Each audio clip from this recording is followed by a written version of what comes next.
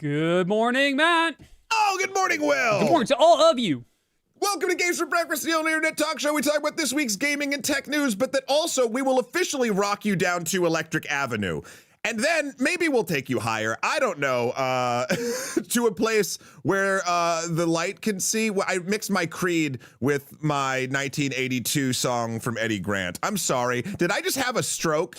I smell toast, buddy. Like, These what? are the things that you missed by not watching the pre-show. I feel like I'm kind of glad. Which might be good. Yeah, right? don't listen. I don't think anyone in any world will say that the pre-show is our best material, but it is definitely material. So if it sure is. Right? Like, you all get the refined, filtered opening to the show and not the first 3 attempts where we reference more cowbell and like other things and like it just doesn't work, right? But this intro where we explain that this is the good intro and not the bad intro is much better because it's a meta commentary, right? And we're very highfalutin. Not to be confused with our story about meta coming up. Thank you. I wouldn't want any confusion about that because we have meta commentary later, but this is meta commentary. Those are 2 different things. Please try and keep up. And if you cannot keep up, a duty sergeant will be assigned to you to help you keep up. That is the new militaristic Games for Breakfast that we have going on right now. Hold on. I'm just continually confused. Why was this comment held by Automod? Show is internet uncles. I mean, we're not your internet dads, but we are probably their internet uncles.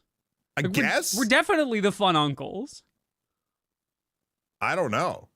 I can't wait for my brother to have kids so I can mess them up. I don't want to mess up my kids. I'm just gonna mess up my brother's kids. It'll be great.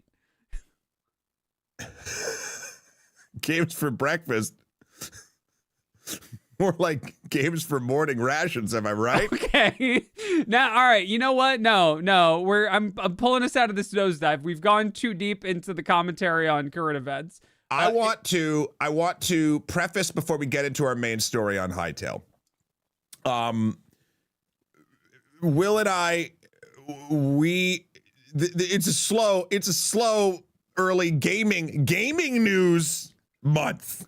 Largely because it's a very busy other news month. Right, which we won't be talking about, but we did want to clarify that if you have stories that you'd like us to talk about and you're in the Discord, don't ever be afraid to post them in the industry news for breakfast chat, or if you're over on the skies of blue and you see a story somewhere that you want us to talk about on breakfast, add us. Like literally just in the replies, just add us and be like, hey, I saw this story. I was thinking of you.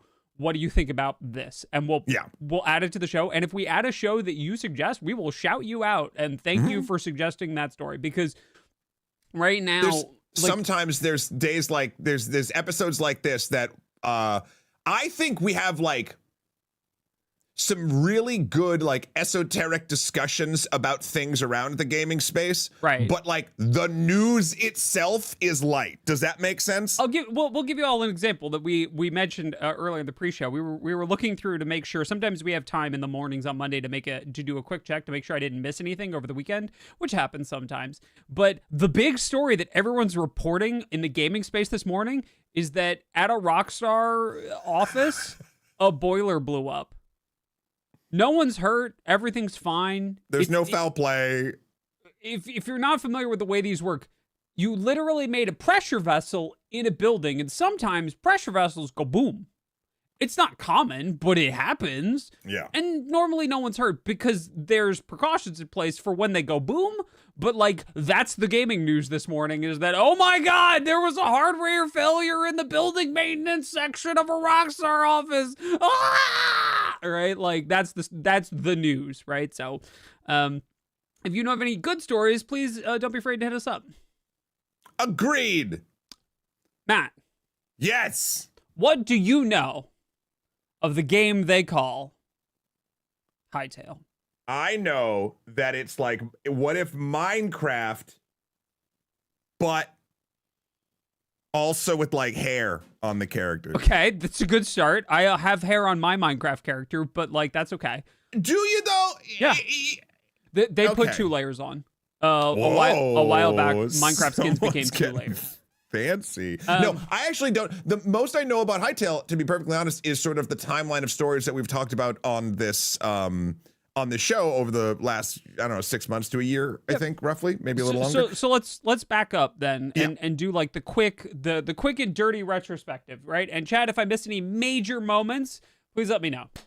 A long time ago, there was a sort of a move to create servers, which are not really a single server. They're a collection of servers. They're like a server hub in Minecraft where people can like hang out. They're like server networks.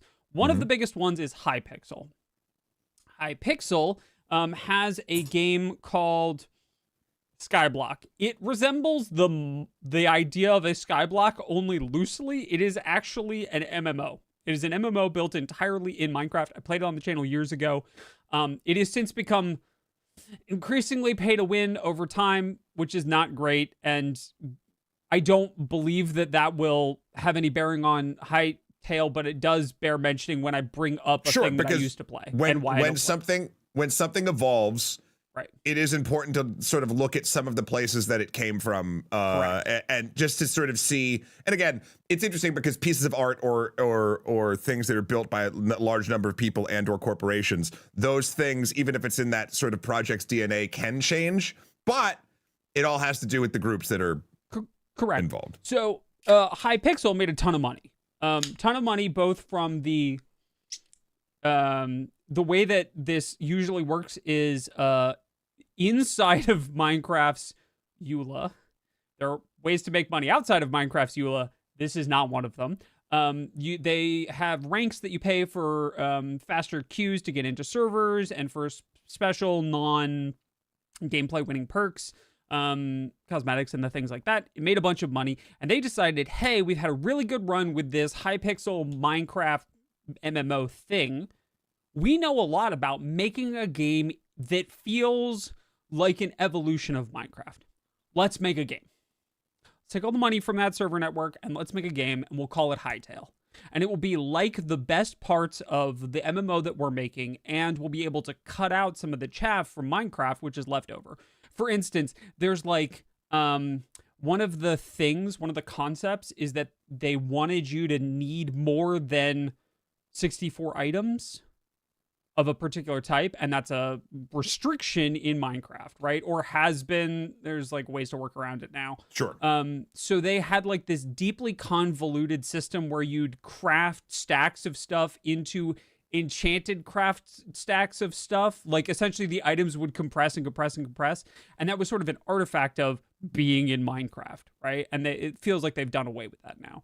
So So they commit to this project, they start working on it, and at some point in time, I do not recall when, I do apologize, they came to a deal with Riot.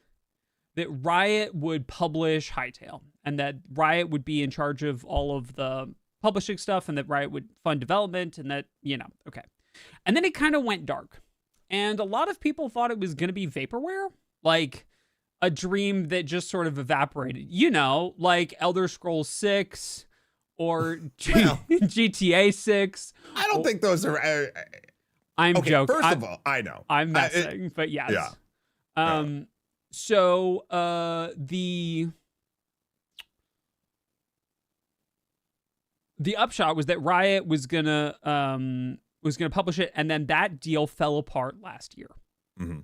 And Riot said, we're gonna cancel the game. And the head of Hypixel, Simon, said, what if you didn't? What if I put it all on the line and bought the game back from you?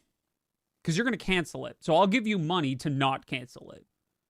And you'll sell it back to me.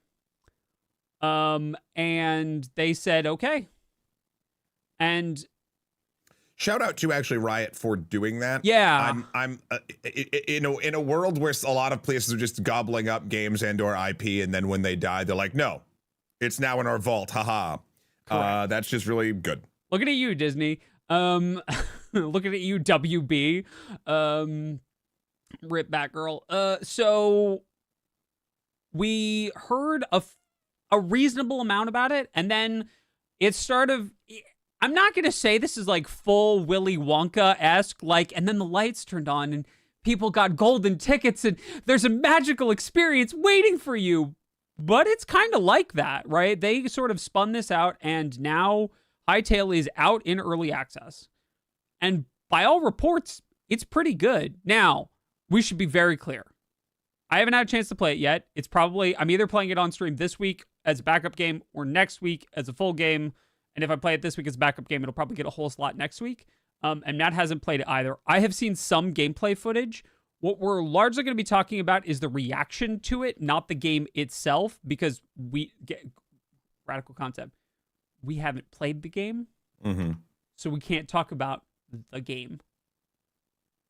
Wild. Yeah, I was just trying to look up how much is the early access running at this point. There are 3 tiers of early access. The cheapest of which I believe is $20 US.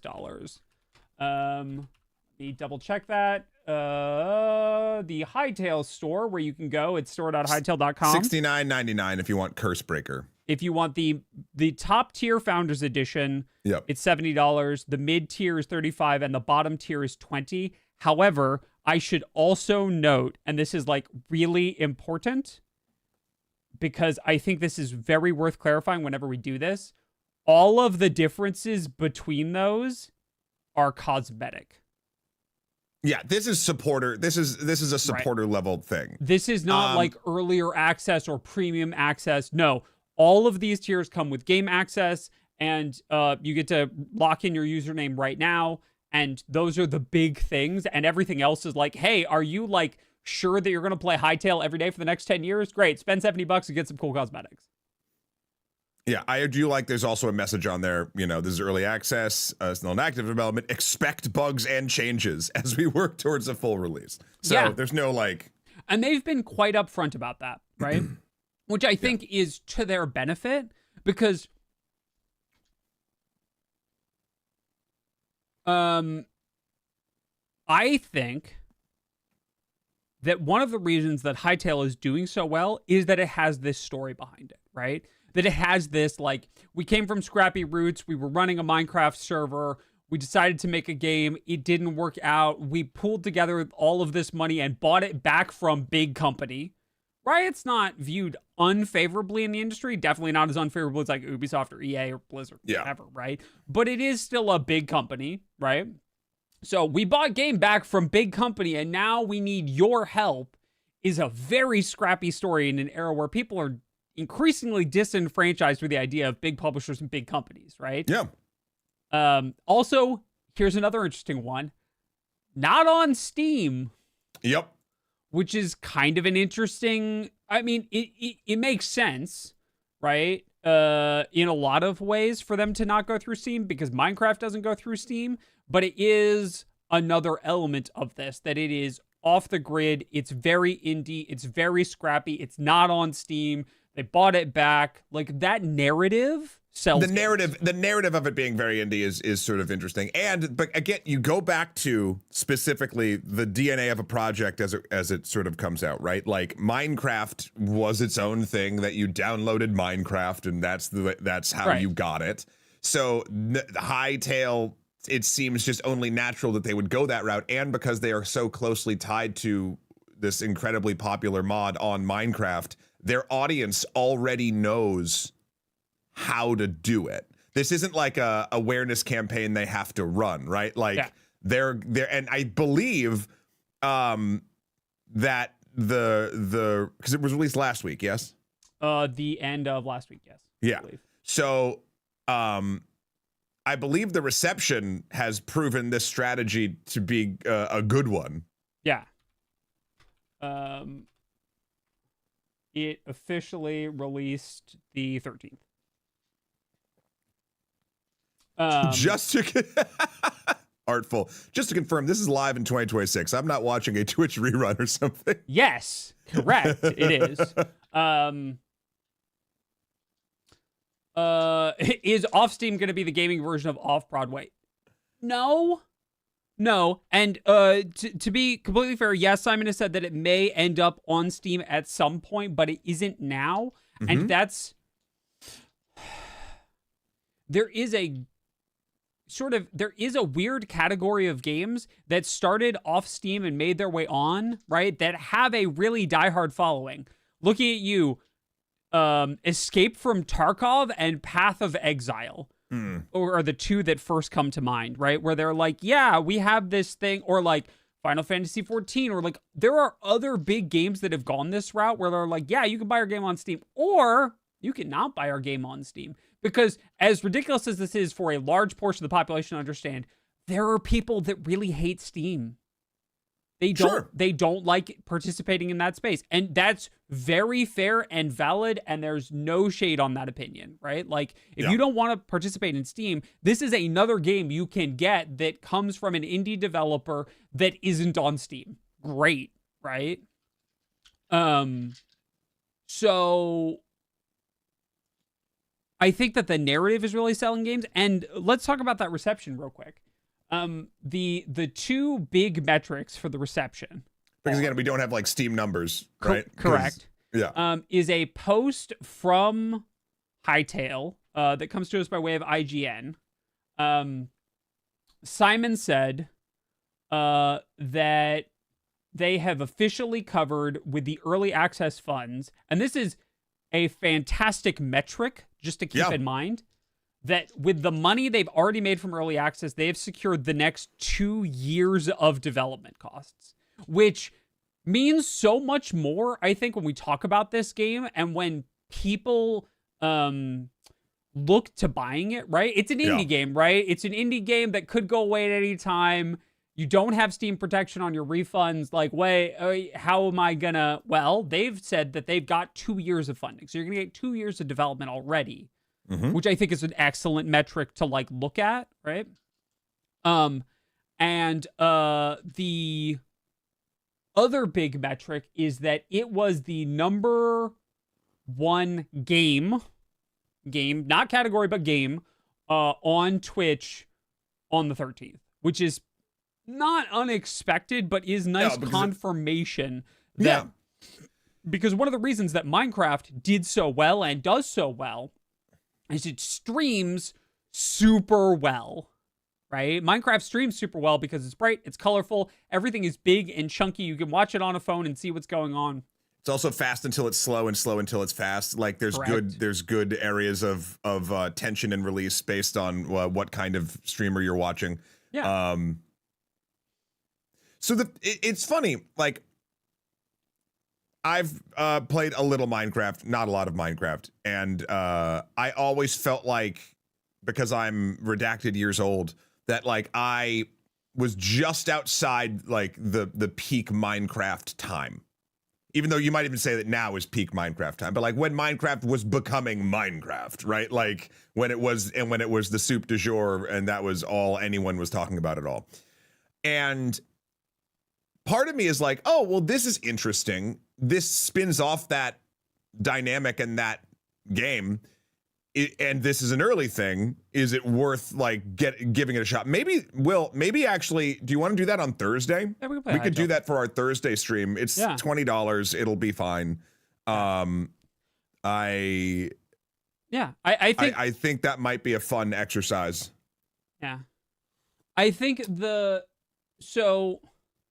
I also think that Hytale is it is inevitably compared to Minecraft, right? For like a whole bunch of really quite valid reasons, right?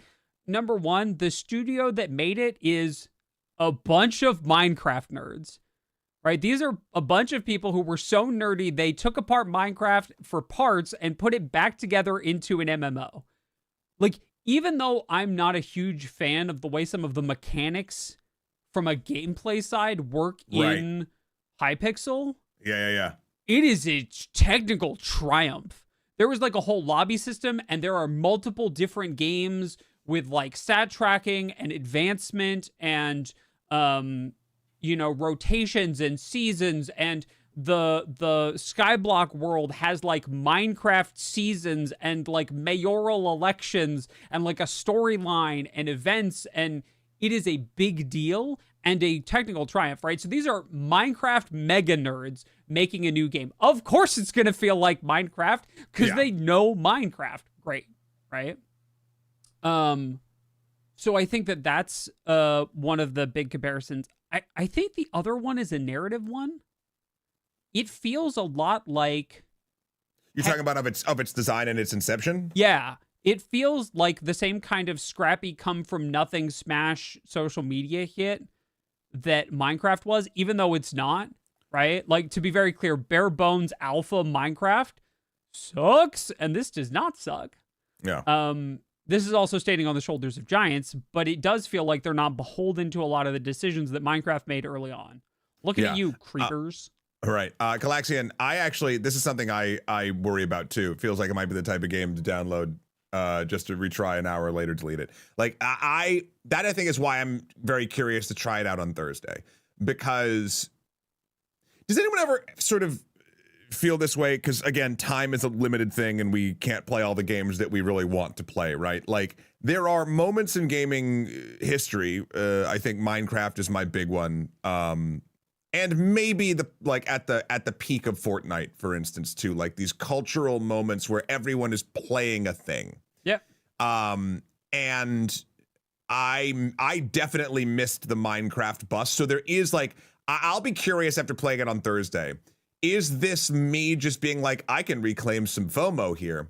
Or is this something that like I can actually get into and want to engage with in a larger way? And I will say this, regardless of what the answer to that is, for me personally, due to the story of this game, due to the story of how it was conceived and created and bought and sold and bought, I would not be upset even if we just did, if I dropped $19.99 to try it out and support just this journey and see if it's something we could turn it into content and it will be fun and nice. Yeah. So like, I'm really, really curious about it. Actually, I'm kind of curious. I've seen some people talking about it in chat.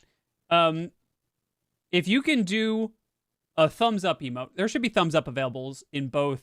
Yeah, there's things. A version of thumbs up. Yeah, there's a version of thumbs up. Can we get thumbs ups in chat if you have already played or plan to play Hytale? Like, what's the market saturation look like in our community? Right, because I'd be curious about that. We've established that our community doesn't necessarily conform to broader gaming trends a couple of times. Yeah.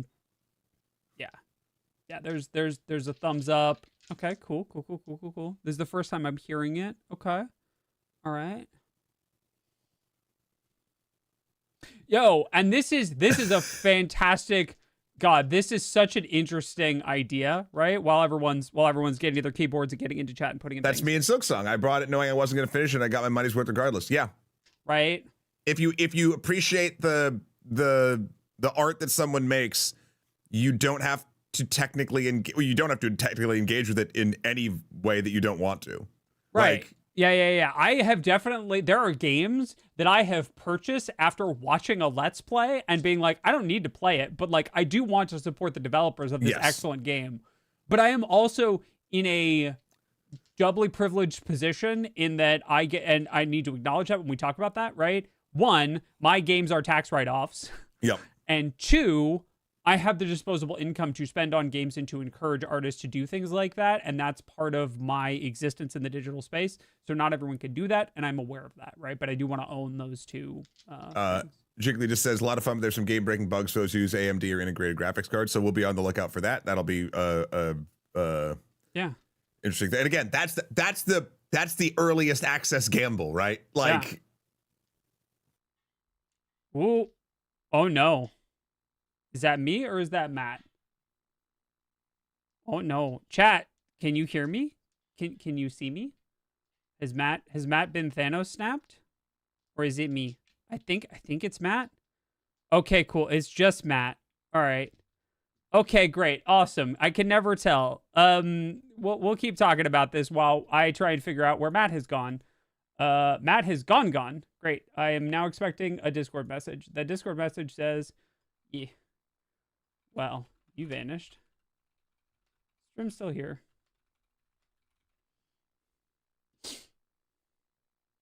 Um. Ah. Okay. Oh. No.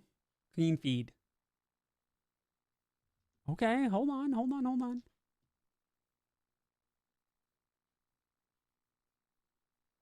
This is very peculiar. Hold on. Hear me now, right? Yeah. Well, because I have you muted in the call because you're supposed to be in clean feed. I know. So if I mute this is fun. This is fun for everyone, isn't it? Yeah. Nope. Can't hear you in clean feed. I don't hear you in clean feed. That's the weird I'm bouncing part. in clean feed, and you're not. I'm going to remake the clean feed call. We'll keep talking here, Okay, cool, and then great. we'll do that. Yeah. All right. Okay. Sorry, everybody. No, it's okay. This error brought to you by a boiler in the basement. Yeah. Right. Yeah. This is the boiler. Right. Yeah. Okay. So I do want to address a thing that I saw on that somebody brought up in chat. Hold on a sec. I'm gonna read it out. A lot unfinished product says this feels a lot like it's legally distinct Minecraft. Could they get power worlded? I don't think so, and here's why. They are far from the first game to do, like, Minecraft doesn't have a monopoly on voxel-based adventure games. Yeah, right? though they'd love to think that. They would love to think that. Actually, I don't know that But they no, actually, no, I take it back. Right, I take yeah, it back. That was a snap. Yeah, right. Mojang is not, right? Also, I think I might have been more worried if Mojang had not very recently opened up all of their stuff to open to modding, right? Right. Hold on, I'm changing Yep. it. You're popping into clean feed, and then we'll see if it works. Yeah. I will let you in.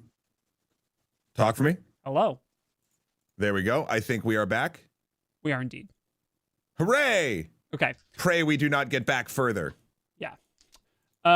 So I feel like it's not really in the cards that they're gonna get obliterated, right? I think that Mojang knows that they would lose, right? Pretty clear. Or even if they wouldn't lose, I mean, then there's the little court of public opinion to think about too, right? Like, I think, Yep. I think that this won't go that way because it's not. And technically, I mean, we're going to see with the patents and the lawsuits and all that sort of stuff about Palworld and Pokemon. Right. I think you guys got a really good point that Palworld Yep. also has the Nintendo Sony beef going on, right? Mm-hmm. And I think that is a very accurate thing. Even though, God, it's so funny how companies work. I want to, and we'll get back to what Mila just said about the Minecraft Java deobfuscation. The Sony Nintendo thing and that sort of, I guess, not even beef or just congruence of events, but also on the flip side of those companies, the Sony produced Legend of Zelda movie is now going to, after its first year, live exclusively on Netflix. Like, my point is, all of these companies have so many different facets that, like, oh, this company's getting in trouble because Palworld and the thing and da-da-da-da, but they're also doing this with these two companies. The movie part of the companies are really going together well. It's an odd... These companies have become so big that, like, a lot of the beefs don't transcend departments. Yeah. And I want to address something about this. Wickle says I can't see Microsoft allowing for an MC SDK or something like that. No, they completely deobfuscated the code base. So they have removed all obfuscation from the code base with the express intent of allowing modding of Java Minecraft to be easier. Now, I think part of the reason that Microsoft is down with that is that they know that they can't win the Java war, because what will happen if Microsoft ever stops supporting Java and demands that everyone move to Bedrock is that the modding community will just start updating the Java version. Yeah. Right? And that ship has sailed. They can't undo it. I don't think this is an altruistic thing. I think this is a factual thing. I think if they could do that and get away with it and make that work, it would have already been done. And Correct. They can't. Yeah. So I think that's a big part of it. And I think that sort of condoning, encouraging step up towards modding is a sign that they're okay with something like Hytale existing, especially because there have been other games in the same milieu as Hytale. Who remembers? Oh God. You don't. Oh, I have I'm having flashbacks. Chat. Oh God. What was the game that everyone had it was like a duo dev team that people bought and then vanished for years and then came back with an update and then made it to Steam and made one update and then vanished again. Cube World. Thank you, Grass. We already had Cube World. Now I'm not suggesting that this is I like Cube World. Yes. Cube World. Right. So I'm not. I also like how it's a question or it's just a statement. Yeah. Right. Yeah. Right. I don't think that there's other elements in this genre, right? Minecraft, for all of its ubiquity, does not have exclusive rights to the idea of a voxel-based survival game. Right? They don't. They would really like to, maybe, but they don't, right? And I think that's fine, right? Also, speaking of voxels, just smaller. Thinking of getting back into Valheim. I loved Valheim. Valheim was fun. Yeah. I also think that the sandbox is big enough for everyone to play in, pun very much intended, right? I think that Hytale will serve a function that I'm very interested to see when we dive into it, which is that Minecraft is not a game about combat. It is a game about building things that include some combat. And many mod packs try and steer in a different direction. Move in that direction, and I'm very interested to see how Hytale, with its MMO roots, focuses on combat as a concept and includes some building. I'm very interested in that.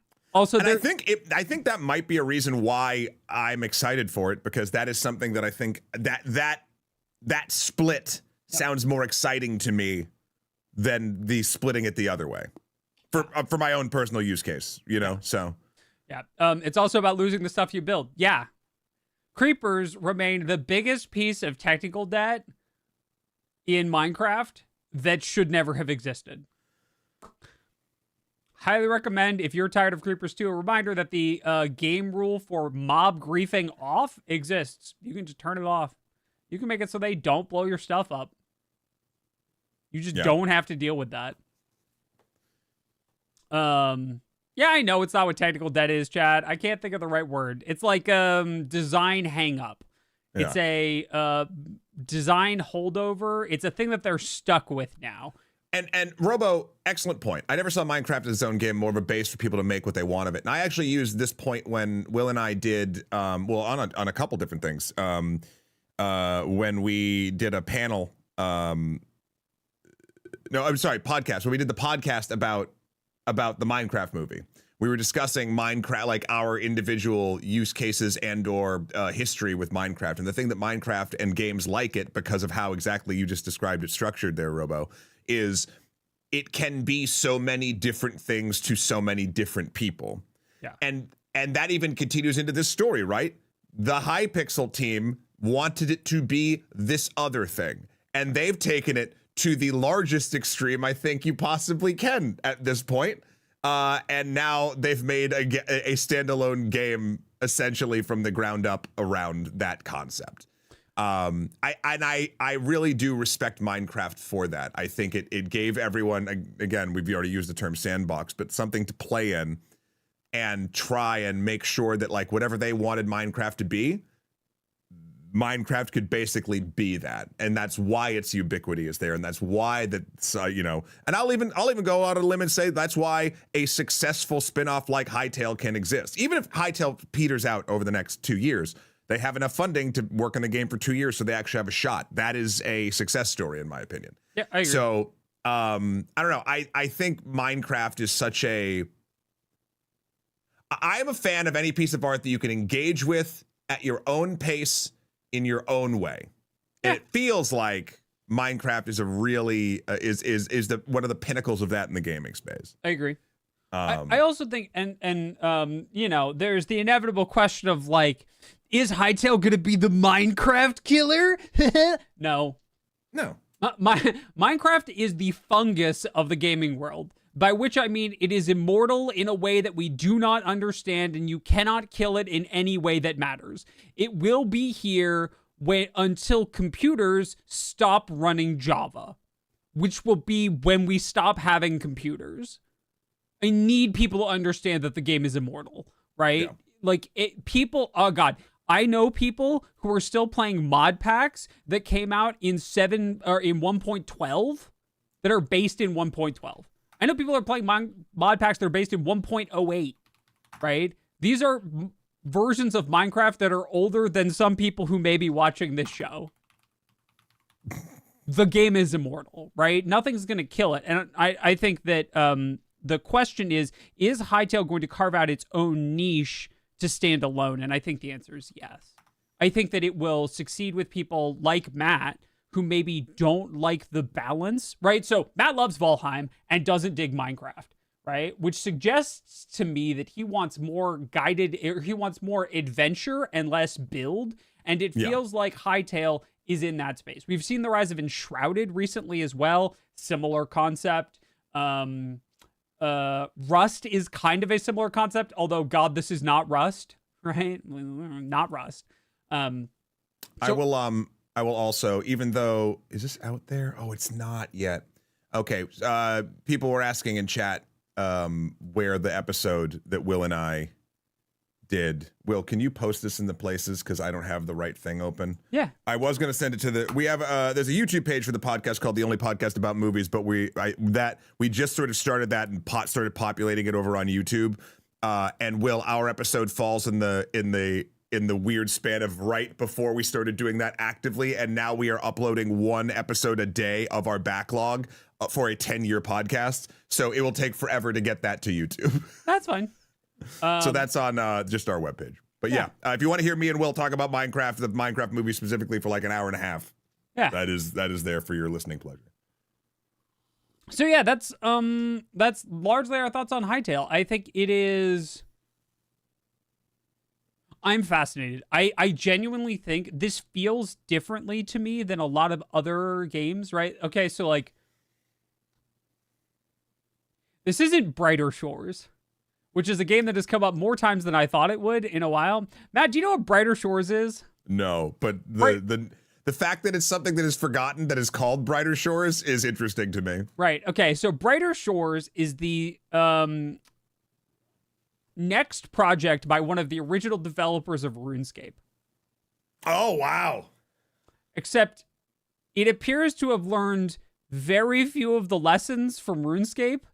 It is still tile-based. It is still tick-based. It is like, it's just more like do thing A until you need to do thing B because that's what the game tells you to do. And it feels very bare bones, and it feels like it's not really profiting from the lessons learned by RuneScape. Yeah. This feels like it has learned all of the lessons from Minecraft, right? It ditches the crafting grid for a lot of things. It has better in-inventory crafting. It treats materials more interestingly. Like, there's a bunch of different, like, little lessons that it feels like it took right at the start from Minecraft and said, cool, I see why Minecraft did this. We're not going to do it. We're going to do something different. And I feel like that's one of the reasons that it'll stick around, is that it is very willing to kill all of its heroes, right? Yeah, I have high hopes for it. We'll check it out Thursday. If obviously the Twitch folks, Brad, if you're around there, you know where to go. YouTube, we'll be doing that over on Twitch if you're interested. Twitch.tv/extra credits. It'll Thursday be right after 4 p.m. right after Design Club. So yep, right after Design Club. That Design Club will be on YouTube. Correct. The Hytale playthrough. We're actually looking at a new game from one of Jeff's buddies. And offering feedback. So if you are in a hankering to watch me and Jeff pick apart a game and maybe offer your own thoughts on it as a viewer, that'll be on Design Club this Thursday, 2 p.m. Eastern, 11 a.m. Pacific, here on YouTube and Twitch. So please join us for that. There we go. Also, this just reminded me, Almost Watchables, the only lesson learned from RuneScape was if you try to copy WoW, people just go play WoW. On that note, we need to plan our dive back into that for midnight. We need to plan whatever that content thing is that's going April. to be. And I think it's March. Early access is March. Full release is April, I think. Whenever you think it'll be better for us. Yeah. Oh man, that's, Matt, we're gonna finish one project and then I'll put on my planning hat and you got it. Content. You got it, MacGruber. Yeah, we've got several pieces of stuff that are coming down the pipe. Yeah. So is that it? I think that's it for Hytale. Chat, actually, genuine.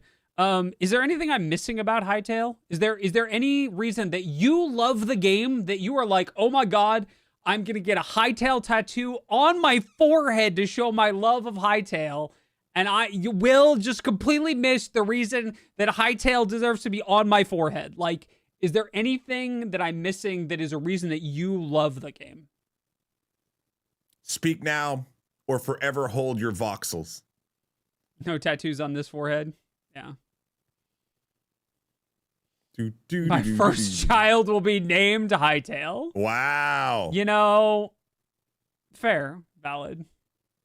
Also, fair and valid. I hate time zones. I have an unending personal crusade against time zones. They're coarse and rough, and they get everywhere. Yeah. Okay, hold on. I need to ask follow-up questions here real quick.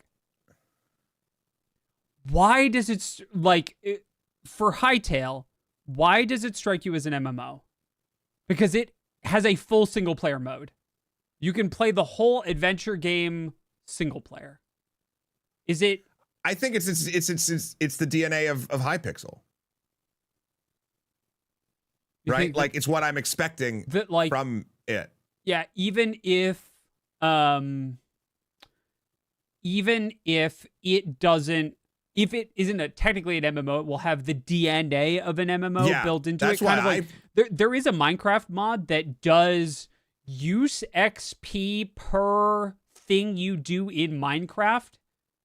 So like if you mine, your mining level goes up. If you craft, your crafting level goes up. That is a plugin for Minecraft. I don't think they've got anything like that in Hytale, but a little bit different, but I appreciate the pull. You could play Left 4 Dead single player as well, but why would you? I think, but this game you could, like Hytale specifically, there is an element of it that is designed for a single player experience, where I think Left 4 Dead is designed for multiplayer, and then they throw a bunch of dummy bots in there if you can't get your friends together. And to this, the single player just runs a server on your computer. That is a trick to accomplish something that they wanted to do. Oh, I didn't mention this. I should probably mention this. See, there was a thing we forgot. I forgot. One of Hytale's... Tattoo it on your forehead. Right, yeah. One of Hytale's big initial pitches is that they are doing full day one mod compatibility. And one of the really big things about that is that they are doing... they're building it... So if you've ever modded Minecraft, you know that there are two kinds of mods. Client-side mods and server-side mods. And that can be a bit of a pain to get the two groups of mods to play nice together. As someone who's stood up several servers, it can be a bit of a pain at points. One of the reasons that they decided to do the local host server thing for single player is that all mods are server-side. So if you join your friend's Hytale server, you don't need to do any mod things because they're on the server, not on your client, which I think is very good and interesting. Yeah. And so in order to accommodate single player, that's one of the ways to do it. And you can't have client-side only mods for every player because then you don't have a single authoritative source for all players, and that's bad. So I think... Oh yeah, Civ 6 is a good solution for that too, just finding it and downloading it too. But I like both. Yeah. I'm very excited about that bit too. That they're paying that bit forward and saying, hey, we started off as a mod. You should mod our mod. So you put a hat on the hat, and then it's not funnier, but you get a towering pile of hats, and then you light it on fire, and then you sell it for the price of a small car. And that's how it works. A hatchback, but yeah. Well, speaking of things I'm not excited about. Oh, well, I was going to do ads first. We can do ads. You could be not excited about ads. Sure. I can be not excited about ads. Do you want to be first on there, or do you want to be second on there?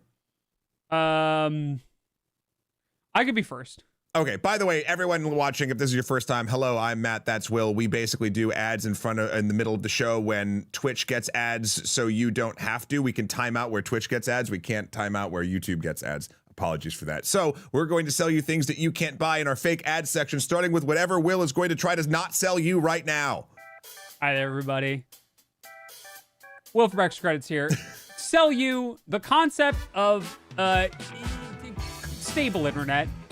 If you ever been doing a show and like mid-thought, and all of a sudden you have like a panic because your co-host doesn't feel so good, Mr. Stark, and just into the ether, right? Constant internet, right? Not fast internet, but consistent internet that doesn't like randomly just crap out in the middle of a show is a concept that I would like to sell to you as a thing that we need. So I would highly recommend 10 out of 10 that you not have the experience of. That was good. That was good.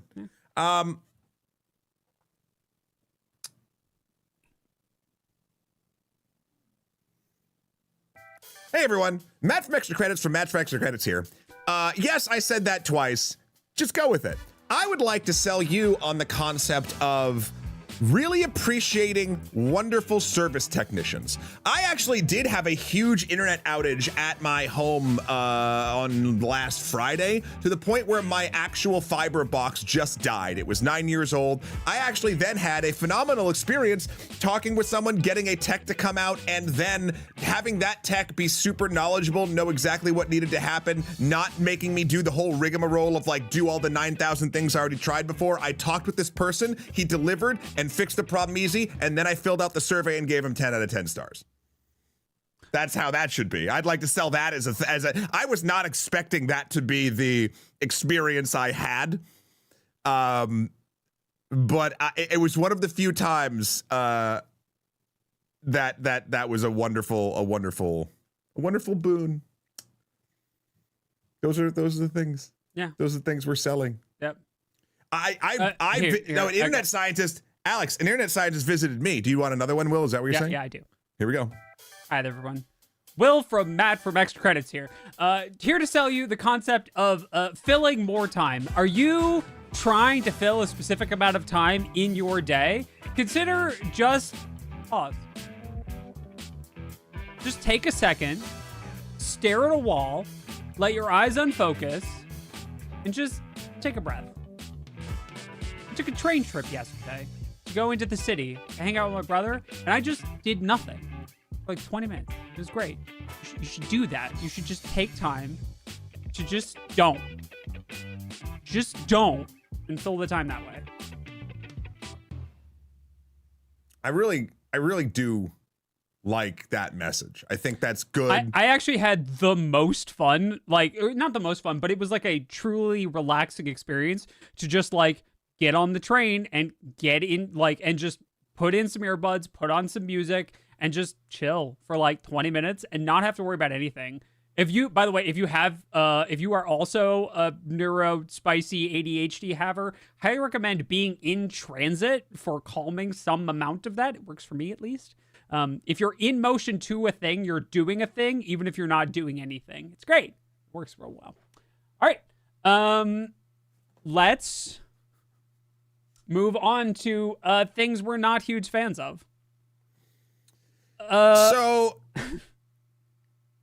Oh, I got these. Well, we can do that one first. It's a three-peat. Yeah, it's a three-peat. This isn't the exact story we were talking about. We're teasing the other thing. So we've talked about this a little bit before, but New World is essentially, they're retiring it, and now the official timeline has been released from what remains of Amazon Game Studios. Yeah. Basically, the game will be playable until January 31st, 2027, so a little bit over a year from now. You can no longer buy the game. You'll be able to buy the in-game currency if you already own the game. I think up to 6 months till that last January 31st, 2027 date, and there'll be no new anything the entire time. And the reason why we wanted to sort of talk about, because we've talked about New World before, actually a lot, I feel like on this show. and this may be the last unless something wackadoo happens. We often talk about end of life cycle for games. So I actually don't want to specifically talk about New World outside of this announcement. Yeah, that's what I wanted to talk about too. And I want to talk, I actually would love Brad and Janet's opinions on end of life cycle for essentially always online games that you've known are always going to be online from the get-go, from the drop when you bought it, from when you subscribed or whatever. Like, I want to know, like, do you think, and you can check the show notes if you're watching this on the VOD, but I've given you the cliff notes of the information that they are giving here. Does this feel to you like a fair tact and or plan when a game has been decided to cease running and being? Like, does this seem adequate to you if you had purchased and were playing this game? Right. So if New World was, and to help with this, imagine if your game of choice, right, did this, right? If your game of choice, your Final Fantasy 14, your RuneScape, your WoW, your pick your Minecraft server with your friends, right? Your whatever, did this, said you can't, no one else can join, and in a year this is going away, but you have a year to finish unfinished business, right? How do we feel about that? Yeah. Oh, this is a good one, right? If Warframe reached end of life. Now, you also don't need to worry about that because there will be 2 apps that run on every computer at the heat death of the universe, Minecraft and Warframe. They'll just be there. They'll just be there. If DE wants all my money, all they got to do is make the Switch 2 version. I will jump back in that game so quick. I got bad news for you, buddy. It's on the way, I believe. Is it really? As along with the mobile versions, because they made it ran on phones. Because they fly now? I'm pretty sure it's because the devs were bored one day. They were like, "Hey, can I cram this onto a phone?" And then they did, and they were like, "Oh no, we can cram this onto a phone." Yeah. So let's see here. Let's go down some of the lists here. Gives me a chance to burn out and then come back for the party at the end of the world was a good one from Travesty. A year is quite a long runway, and they could have just for sure ended it in 30 days. You're right, Dads. That it's funny. That's sort of what I was more expecting. And this is all true from like as long as it's a very explicit, it was always online game, and I believe New World was. It's an MMO. Correct. That's kind of how it has to function. I would prefer they turned off the shop or removed costs of the items in the shop because as of the FAQ, there will be no refunds. That is true. Yep. But they're also making that plain here as well. I mean, would I like it if they just didn't do it? Yeah, I think it would be a better move. But, you know, this feels very company focused. Yeah. Yeah, I think. And this is interesting too from Mika. I think that no one else can join is a little sad. I think a lot of people are going to try to get a taste of the game and vibes in the last couple of weeks. Party of what happened, kind of like what happened to Anthem. It would be nice. What I would love to see is make it free, like let people download it for free for a month and just run the servers into the ground at the end of its life cycle. I think that part of it is that they don't want there to be any reasonable chance of a reason to save it. Yeah, I think that's very true. That's the reason, right? Now, that being said, I've been holding out on you, Matt. I have never played but own New World. Oh, interesting. So if we ever want to do Dead MMO Tour New World from a completely new player perspective, that can happen because I own it and I can download it, but I've never played it. That's so funny. Yeah. Yeah, maybe there's something in there. Maybe there's an episode or a stream or something in there because that is. Yeah. So let's talk about this. Oh my God, it'd be so funny to like. I think 6 months into the year will probably be the deadest it's ever going to be, right? Yep. And then it will slowly trickle up. But I'd be interested in the new player experience at that time frame, like in June or July, and the new player experience on January 31st. Yeah. Oh, yeah. Absolutely. Like your tune is 1 day old. Yeah. Okay. I do want to address this because it's come up a couple of times. No. Mm-hmm. Not unless they plan to do it from the start. There are a bunch of legal reasons that they probably can't release the server code unless they planned to do that from the start. There are server plugins that they don't have the rights to release, all kinds of stuff like that. Right. So that is there are two conversations, right? Should MMOs be prepared to do that is a different conversation than can this MMO do that? And the can this MMO do that is probably not. That's my bet, right? Will they do it? No, absolutely not, right? Because then they'd be introducing a competitor that they funded to the space. Now, I think Amazon Games is probably just fully bailing, right? Which means they should because they're not losing anything and they would regenerate some amount of goodwill towards the brand that they've burned over the years. Yeah. But they're not going to, and they may not be able to because they don't own all of the, the rights to the server code, right? They may have purchased things that they can't re-release, and that gets more complicated. And then the other question is, should MMOs plan to release their server code at end of life? And again, that's a different discussion that we're not going to have today. Sure. Janet asks, why have a shop for a game that's going to disappear soon? Well, there's two reasons. One, they want to make as much money as they can on their way out the door. But two, the game to be played. This is actually, I think, more... I was going to say damning, but I don't think it's damning because I think it's obvious. What's the word I'm looking for when you can really see the game's intent? Because New World has a shop that you can spend for items and whatever, right? Real world money. It is designed for that experience. Right. And therefore, if you look, the nice thing to do would just sort of like maybe give everyone a free limit of like fake New World bucks and let them spend it every day until the servers go down and they don't spend anything to sort of like mitigate that design mechanic that you've sort of had. But that to me says from the get-go, one of the main ways that this game balanced itself was based around the user buying more stuff with real money. Yes.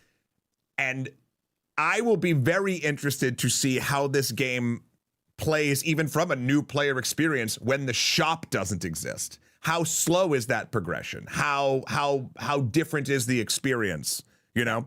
But yeah. So anyway, so that's New World. Yeah. Cheer. What's the next? Yeah. Cheers to what is dead may never die. What is dead may never die. Oh, yeah. What is dead may never die. What is dead may here? never die. This is the 5070. So there were, okay, this is a weird story. Lots of people were like, oh my God, they've pulled the 5070 from stores and it's never coming back and the 5070 Ti has been cannibalized. And that's not the story. The story is that the graphics card manufacturers are running into such significant supply issues that they can't get 5070s into production in 2 stores. That might be for the indefinite future. That might be just for now. We don't know. But the 5070 is experiencing significant supply chain issues. So that's fun. Thanks, AI Bubble. Pop already. Pop. Someone needs to make what can pop an AI bubble? Chat. Right answers only. If there's an actual bubble in front of you made of AI, what is the one object that could pierce and cause its globular shape to cease to be? Draw me a hand. Pop. Well, we got lots of stuff coming in here. What? Okay, here we go. This is so hard to click. Augmented reality gun. Good. My soul. Yup. Molotov. John Connor. Wait, hold on. How about a stiff breeze? Yep. EMP would probably do the job. Regulation needle. I dig that. A shotgun? Listen, it worked in Stranger Things. I love pretty big oofs. Ignore all previous instructions and pop. Yeah. Oh, that's good. Or perhaps just a human artist with a pen. Goldie, basic accounting. Yep. I like basic accounting. That's pretty good. Yeah. For anyone who's not in the loop, this is monetarily unsustainable at every level. There is no world in which this becomes this bubble becomes monetarily feasible. That's not even said with that. Like, that is a separate issue from my dislike and disdain for the use of generative AI in artistic work, and for its permeation throughout culture. Separately, as an aside, the math ain't mathin'. Yeah. Like, and what they're hoping, it's funny, this all ties together, and this ties together with the story we were going to talk about, but it's sort of like an undercurrent story. Will, you found that the story about Bezos' interview a while ago about like essentially like wanting you to rent your computers as opposed to owning your computers. Remember we were talking about the tinfoil hatness of that a couple weeks ago? Like, that feels like an undercurrent plan still. Yeah. But even if that moves forward, I don't think this is going to flow like monetarily and numbers wise the way that anyone thinks. Yep, I agree. So that is all of this to say the 5070 is not dead. Probably it may come back, it may not. We'll see. But also a reminder: the supply chain is in flux. If you see stuff not available, that doesn't mean it's never going to be available. It means the supply chain's in flux, and unfortunately for us, we have a lot of experience with that. So. Also, enjoy. if you are looking to buy any hardware, even though the prices have already started going up, a lot of like pre-made manufacturers for computers and stuff have around 6 to 9 months of inventory like in warehouses right now. That's roughly what it is. So if there's something you've been eyeing and you mean to get it, it might not be the worst idea to pull that trigger, because after the 6 to 9 months of that inventory sort of leaving, I think it's going to be real difficult for the end of 2026 and into 2027 with hardware stuff. So wait, cheers to what is dead may never die. What is dead may never die. That we can't get. If it was funny twice, it's funny 3 times. That's right. What is dead may never die. Meta. Oh, Meta.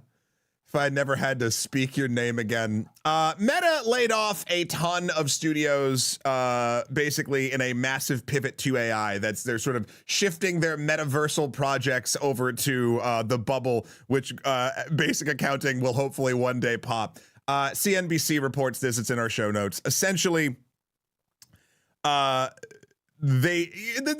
tale is all the time, right? You have a successful app that rates the looks of people on your college campus, and then somehow you become a billionaire.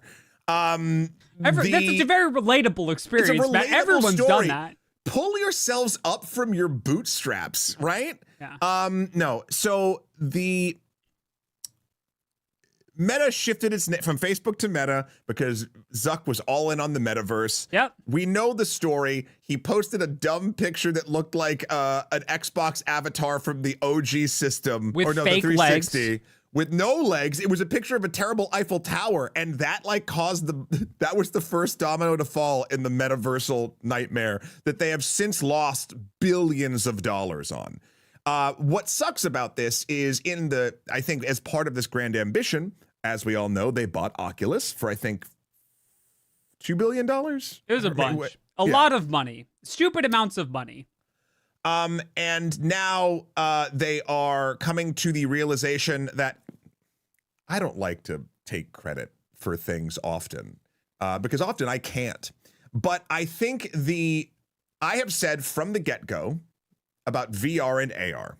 First of all, I love them both dearly. I wish VR wasn't a niche. I was playing Resident Evil 4 in VR this weekend, and God, it's probably the best experience I've ever had in a headset.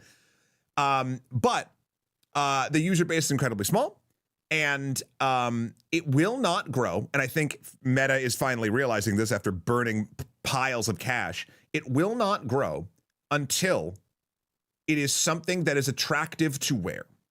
And they are seeing that with their partnership with Ray-Ban and their sort of Meta-powered sunglasses with the cameras and the one little screen thing that you can kind of see above your eye. I have not tried them. I think the tech looks really interesting, but I also don't want I don't want to use anything that is Facebook. That's why I've stopped using Oculus headsets. I don't own a Meta Quest, blah, blah, blah, blah, blah. but they're learning this, and the sad realization is after buying Oculus, after buying multiple VR game studios, they have decided to lay off and close down a bunch of them. Yep. And they're going to pivot all of those resources pointing more towards AI. Sure. They're shifting like corporate titles around for the people who are in charge of the metaverse are now in charge of oh God, what's the name? I have to find the name of this job. Oh God, it was so silly. I'm so sorry I don't have this pulled up. Anyway, it's in the article. You could find it's like head of AI strategy formulation or something. And I'm like, you just moved from like one like metaversal nonsense thing to another. Did you just say that their job title is prompt engineer? Yeah. But they go on to sort of say things like the effort is part of reinvest the savings in support of the growth of wearables, the Meta spokesperson said, without commenting on the specific layoffs. The Meta Ray-Ban glasses, I think now are like $800, but what they are is they look like sunglasses. Like you could wear them on your face and not look like a silly person in public. We saw this with the Vision Pro, right? Apple's AR headset, VR AR headset. Yeah. Like they tried to make it cool with like the rendering of your face and eyes on the outside of the box of the screen. And like, look, I appreciate the swing, but like, I never saw one of those I only saw one or two of them in the wild. And every time I was like, ugh. Yeah. Like, it's not aspirational. Yeah. I want to address a question from chat real quick that Travesty in Motion had that I think is really good to address whenever we talk about these. Why do studios get bought to be closed instead of being allowed to buy themselves back and continue? It's a loss. Yeah. If they close it, the studio is a loss. And they can write off that loss against their profits in other fields for their taxes. This is partly a tax thing. And I also want to believe, and maybe this is ascribing too much narrative to it, that like there is some amount of like, if I can't have it, no one can, lights it on fire and leaves kind of vibe to it. But a big part of it is if a company just writes something off as a loss, they get to say that they lost it on their taxes and it counts against net for the year. And that's a big reason we often see those like high value write-offs. Yeah. Also, I agree with this. Feels like the world they want is the ending of No Other Choice. Great movie if you can see it do. It is a great movie. That is the most recent podcast that Sheer and I did. If you can go see No Other Choice. Is good and sad and good. Yeah, so, listen, I guess what is dead may never die. Cheers to that. I'm glad Hytale came out this week. Otherwise, this would be a really depressing episode. I know. Yeah. All right. Yep. Let's talk about some sleuthing. So, we should say up front when we talk about this that this is conjecture. Yep. That has been tested by multiple people, but neither of us. And it is an interesting idea that sort of illustrates an ongoing problem. A user on Reddit named D.E. Tilmandere, sorry, I can't pronounce things, noticed when they were playing on their friend's computer that when they were logged in to a installation of Monster Hunter Wilds, the game ran like crap. And when their friend logged in, it ran fine. And that the difference between those two accounts was not story progression or unlocks, it was the amount of DLC they owned. Which has led to the fascinating piece of conjecture that has stood up to some amount of scrutiny that the reason Wild sucks on PC for some people is that it is checking in the background to see if you own the DLC on a relatively frequent, and by frequent, I mean potentially constant basis. And that's what's hogging all of the resources and making it run like crap. Now, is this true? some people are saying that their testing produces the same results. Some people are saying they can't replicate the results. It's definitely not true for all hardware. Some hardware apparently endures the checks more frequently, more efficiently than others. But this is a theory that people have shown statistics is potentially true. And God, if I can't think of a better piece of like just tech to point at and be like, this is the problem with gaming. This is like direct, like, yeah. I think again, this is not malicious. Yeah. Even if it's true, I don't think that they designed it to do this. I think this is a knock-on effect of something sloppy that they did because the way, and you played more Wilds than I have, Will. Yep. The way that the game kind of functions is the DLC is incredibly piecemeal, yes. Right? It's so like it's single outfits. It's like, yeah. So if it has to keep checking that or whatever, like it's probably like it could even be like a piracy sort of essentially a quadruple check. Do you own this? Do you own this? Do you own this? And even if you do or you don't, it flags it as yes or no. Because here's the, and I don't, yeah. I was going to say, I don't think that they designed it to make the game slower if you don't own the DLC. I think that's a terrible way to sell DLC, because if the game runs slow, you're not going to want to buy stuff for that game. Correct. Yeah. I'm with Smaz on this. We're not going to assign to evil. We can assign to incompetence. Yes. Yeah. But it is kind of emblematic that like the DLC code is already in the game because it has to be in your game because other people can have outfits that they bought with DLC money. I mean, so we knew this. This has been true forever, though, for everything. Right? Yeah. Okay, cool. So, like, it's not like it's downloading extra things or doing extra things. It's literally just checking to see if you're allowed to put that thing on, which is weird. And yes, it's not in all circumstances. I'm hammering this a little flat because it's not that big a story, but it is kind of an interesting thing to point out that we are still almost a year after Wilds came out. More than a year after Wilds came out? When the heck did Wilds come out? We're still working on this. Right? I can't believe I really like Monster Hunter Wilds falls into a category of a game that when I think about it, I'm like, God, that's a fun game. But I never want to start it. I never want to play it. I don't know what to call that. Yep. It is just shy of a year. Released February 28th, 2025. Chat, what would that be called? And is that a feeling that you actually have had before? Like a game that you actively, when it comes up in your head, in your mind, you're like, yeah, that's awesome. But then when you sit down to play, you never boot it up. I think mine's Returnal, weirdly. Like every time I watch you play it, I'm like, yeah, that seems cool. Yeah, that and then sounds I'm like, great. never want to just play it, right? Phantom game. A game you think about but can't start because ghosts in your brain. Yeah. I don't know about that. Destiny 2 is a good one. Same. Nevik, I'm gonna need you to. Oh, sorry, Nevik. Get that back. Yeah, I was gonna say I'm gonna need you to be a little less loud with executive gaming dysfunction. Right. Yeah. Quieter. Put the megaphone down. Tears of the Kingdom. Yeah. Cyberpunk. Yeah. Doom Dark Ages. Yeah, what is that? What is that feeling? What is that? I want to come up with a nifty name for it. Yeah, it's that feeling of, I sometimes refer this as you want to. I call it watching all of Supernatural. Yeah. Right? Like I feel like the term that the way that I always describe it is I want to, right? Yeah. I want to play more Monster Hunter Wilds, but I don't want to. So my desire to desire doesn't exist. What if we call it the cheap trick? Because it's basically, I want you to want me. Yeah.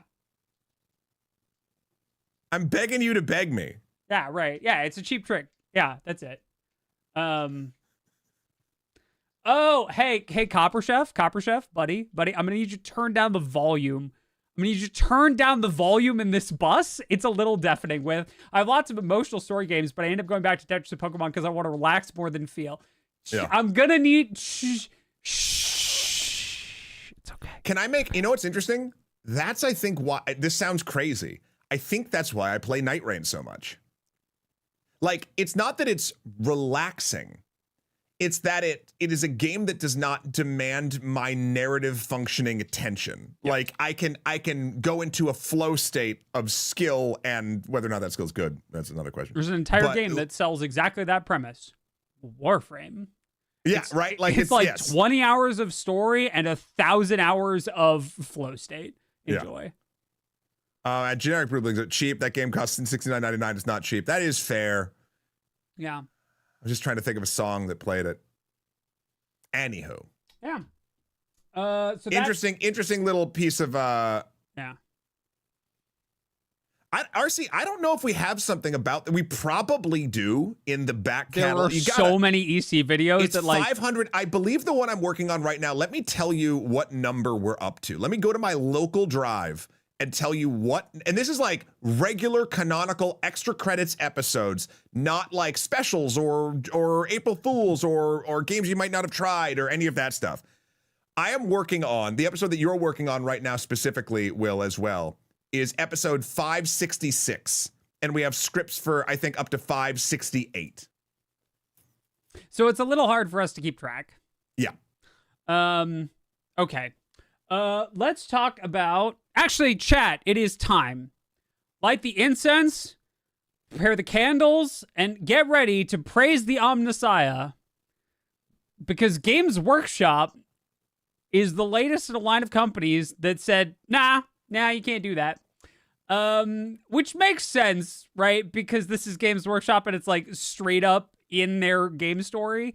But Games Workshop has come out recently and said, no, you're not allowed to use AI in any content or any designs for the company at all. No, it's just not allowed. Which squares, because your machine doesn't have a soul, and only things with souls are allowed to do things. Yep. So, checks out. Yeah, the abominable. Yes, correct. New guys got it. The abominable intelligence shall not be suffered to live. Correct. Which, yeah, checks out. Travesty. Does this pop the AI bubble? Maybe. Does a heavy bolter pop the AI bubble? I still like basic accounting. I think that's it's true. It is so whip smart. Oh. And I think here's the other thing that I really like about their announcement, is that not only did they just say, no, you can't use it, they also had a they had the following statement. We do have a few senior managers that are experts on it, and the implied is experts on AI.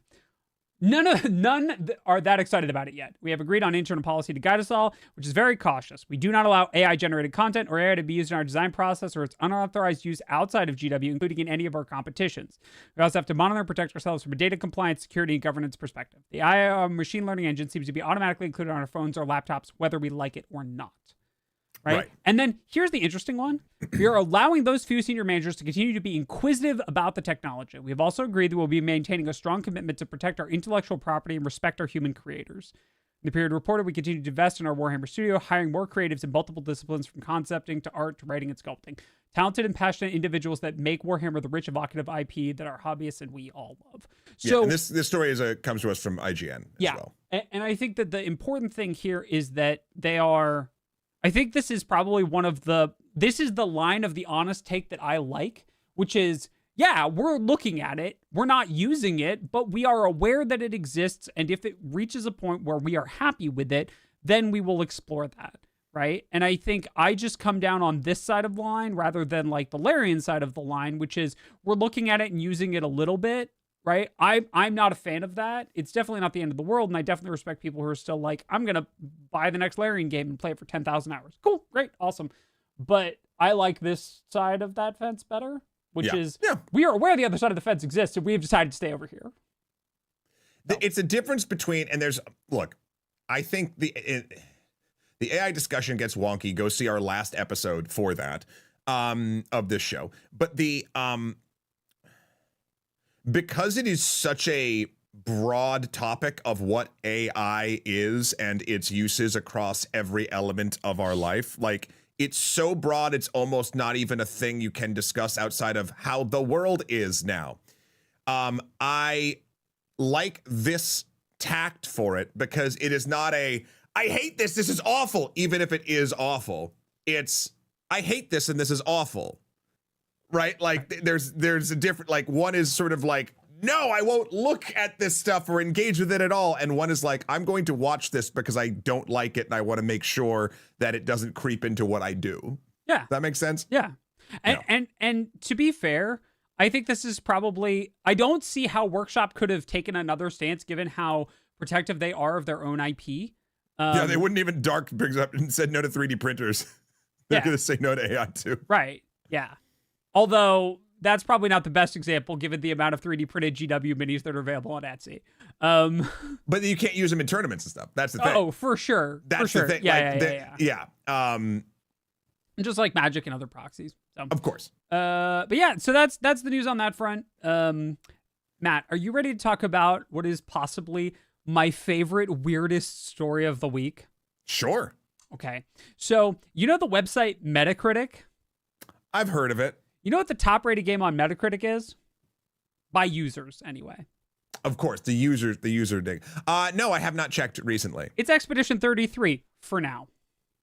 Because some people are doing a thing, and I love the internet so much. Okay, so if you're not familiar with the show Cory in the House, I cannot blame you. It was like a mid-show on Disney that came out. It was a spinoff of That's So Raven, wasn't it? I believe that is correct. And it had a DS game, and the DS game is, by all actual accounts, terrible. However, it is, in some ways, in an effort to demonstrate the problems with Metacritic, I think. Everyone's greatest anime ever made. Yeah, right. Oh, I like that Ed avatar there, J-Star. Good. Yeah. There are a group of users who are attempting to boost Cory in the House to be the highest user-rated game on Metacritic above Expedition 33. And that's... what an ambitiously stupid project. And by the way, thank you to whoever came up with this idea for giving us levity and just something stupid to laugh at. Because, like, God, do we really need these, right? But someone decided that Cory in the House, and by the way, again, I cannot stress this enough, the game is terrible. It is not in any way I watched some footage of it this morning, and I was like, a good video game. It's terrible. But they've decided that it should be the top Metacritic rated game of all time. So that's the reason. And it does. Okay, I'm gonna say a thing. Look, we have our Metacritics and our Rotten Tomatoes and these like aggregate sites of reviews because we can't be bothered to go and read a nuanced review of a specific thing. We need everyone's opinions boiled down to a numerical score. And then, oh, well, this game is a 9.3. And so, okay, great, I'll buy it. Like, and I'm not saying that's all of us here. Again, everyone who's watching this show, I feel like is in the very, very, very, very, very small minority of like people who care enough about games in the industry to watch two chuckleheads talk about it for an hour and a half every Monday morning. And make no mistake, we are the chucklest of chuckleheads. I take a little bit of umbrage with aggregate review sites. I see value in them in some ways, but I like that this story highlights really how useless they can be. Other than, like, I think the humor here is wonderful. Like, that's great as sort of what we're saying. But it reminds us that these sites should not be the end-all, be-all of opinion if they are so easily manipulated. Right. So by the way, I'm going to give you the complete list, right? Because Cory in the House isn't just second, it's tied for second. Yeah. So Claire Obscura has a 9.5. The Witcher 3, Original Metal Gear Solid, Silent Hill 2, Metal Gear Solid 3 are all tied for second best ever by user score with Cory in the House. That is followed by The Last of Us, Baldur's Gate 3, Stellar Blade, The Last of Us Remaster, The Witcher 3 Base Edition, and Ghost of Tsushima. Ghost of Tsushima, Chrono Trigger, Warcraft 3, Ocarina of Time, and more games than almost fit on the page for third. Yeah. Right? Like, it's wild to me how, like, broad the spectrum of games is, and, like, these aren't comparable. How do you compare Warcraft 3 to Silent Hill 2? You don't. They're not comparable, except in that they're both video games.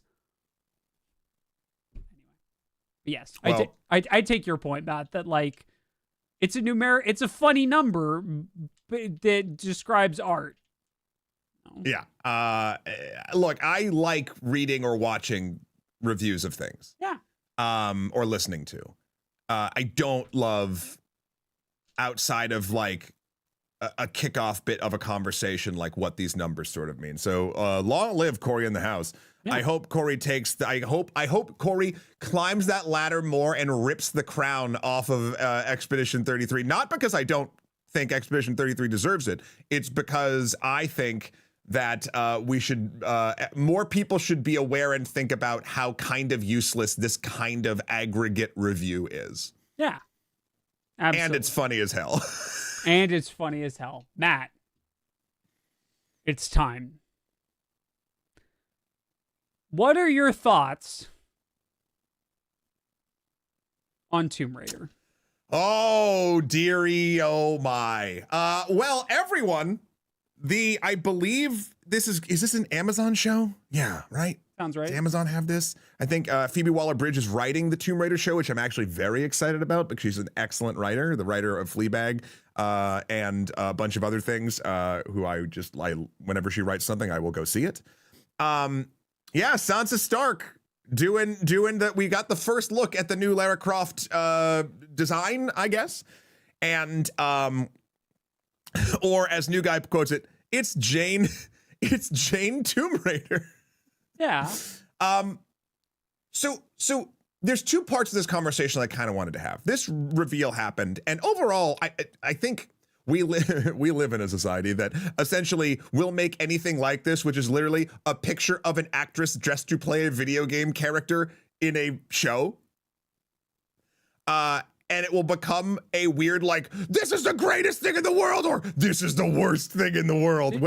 Did you want me to show them the best response?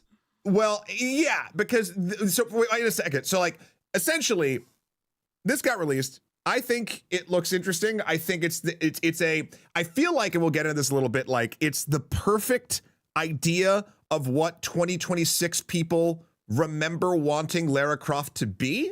Yeah. Does that make sense? And I think that window shifts a lot in a lot of different ways. But there was a thing that really got to me about this specifically, and it was this one response to what I consider a pretty okay, neat thing that I will not judge until I watch the show. GameStop said in the weirdest little meme lord cringe way, this is not Lara Croft. I mean, I wasn't aware that junk retailers for bad collectibles and NFTs were allowed to have opinions on art. Yeah.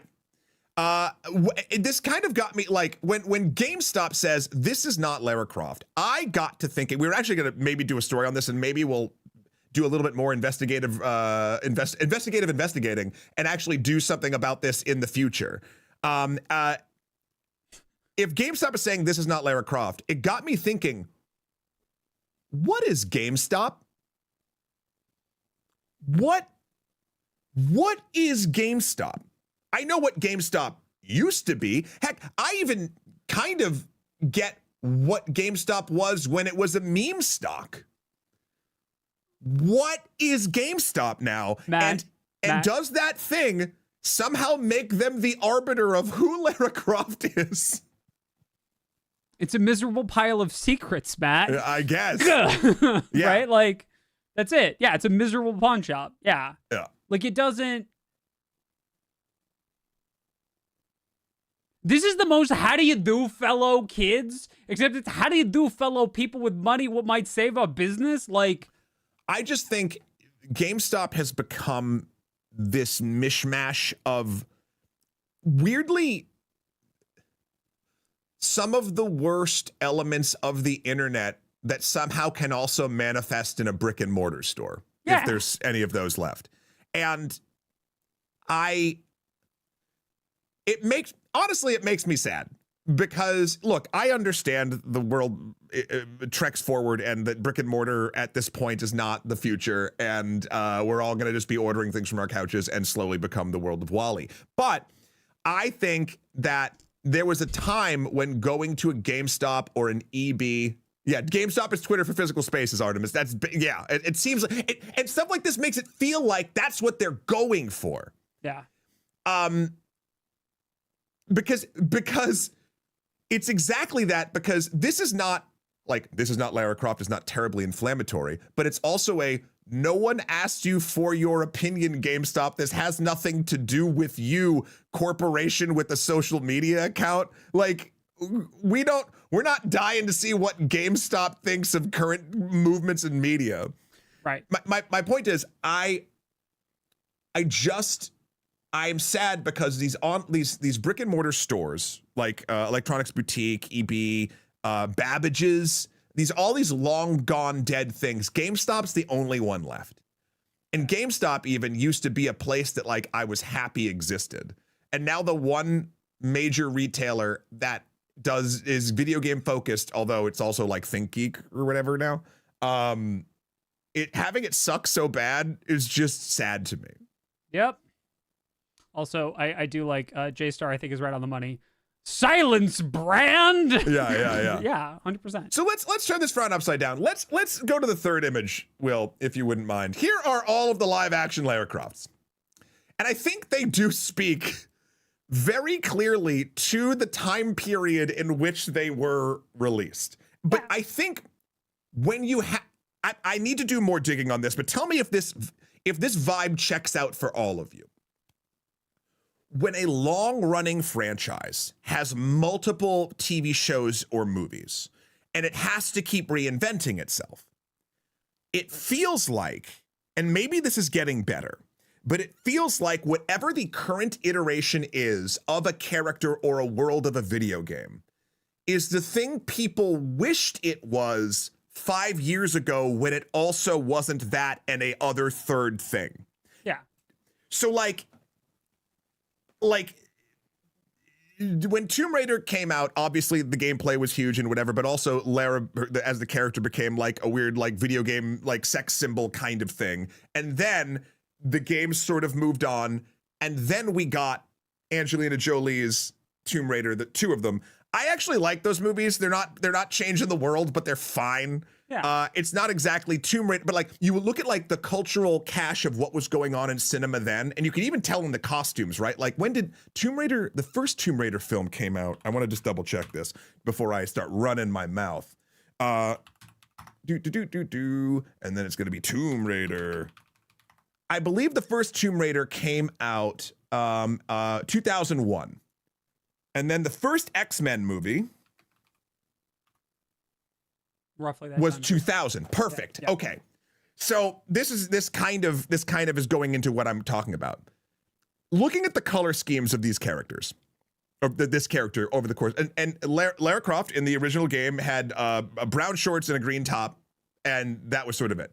But in the 2000s, when we were scared to put characters in their actual costumes, a la the X-Men movies, making them all like black leather, and the Matrix had already like changed what we thought was able to be cool. Yeah. It makes sense that Lara Croft looks like this in that iteration. Yeah. And then we got to a space with sort of like the in 2018 when the I'm trying to remember this actress name, I'm blanking. Alicia Vikander. When they did that movie, this was playing off of a little bit later, because I think they were on the third iteration of like the darker, more gritty Tomb Raiders, because that's what people thought that games wanted. So now the movie is going to sort of move into that direction, as opposed to almost like a high fantasy kind of thing. Right. And now it feels like with the announcements that we saw at the Game Awards of the remakes, so the remakes of Tomb Raider 1, 2, and 3, and the new Tomb Raider coming out later, it's almost like they want to portray like this sounds so weird, but like a retro future thing. Like they're trying to, and I think they're succeeding in what they're trying to do. I'm just curious if it'll work. Like this is the most video game Lara Croft that we've seen. Yeah, I agree. I also think the glasses are a huge part of that. I think the glasses are kind of iconic after at a certain point. Whoever like sourced those for this outfit, A+. Your work is commended. It really helps. Also, I like Braston's take that no Lara Croft will match what aging millennials and Gen Xers headcanon from 10 pixels. Correct.